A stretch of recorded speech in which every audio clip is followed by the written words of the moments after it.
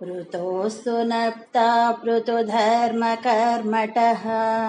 प्राचीनबर्हिर्युगतौ शतधृतौ प्रचेतसो नाम सुचेतसस्सुतान् अजीजनत्वत्करुणाङ्कुरानिव पितुः सिसृक्षा निरतस्य शासनान् भवतपस्या निरता दशापि ते पयोनिधिं पश्चिममेत्य तत्तटे मनोहरं सन्ददृशुः सरोवरम् तदा भवतीर्थमिदं समागतो भवो भवः सेवकदर्शनादृतः प्रकाशमासाद्य पुरः प्रचेतसाम् उपादिशद्भक्ततमस्तवस्तवम् स्तवं जपन्तस्तवमी जलान्तरे भवन्तमासे विशतायुतं समाः भवसुखास्वादरसादमीष्वियान् बभूव कालो ध्रुववन्न शीघ्रताम् तपोभिरेषामतिमार्दवर्धिभिः स यज्ञहिंसा निरतोऽपि पावितः पितापि तेषां गृहयातनारद प्रदर्शितात्मा भवतात्मतां ययौ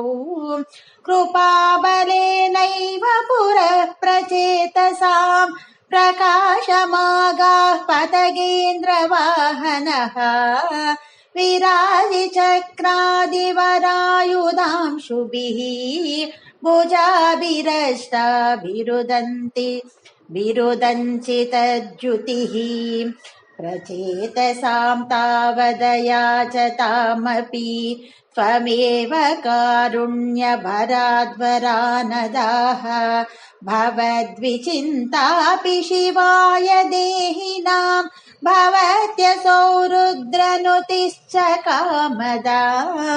अवाप्य कान्तां तनयां महीरुहां तया रमध्वं दशलक्षवत्सरीं सुतोऽस्तु दक्षो ननु तत्क्षणाच्च माम् प्रयासतेति नगदो मुदैवतान् ततश्च ते भूतलरोधिनस्तरुन् क्रुधा दहन्तो द्रुहिणेन वारिताः द्रुमैश्च दत्तां तनयाम्यवाप्यताम्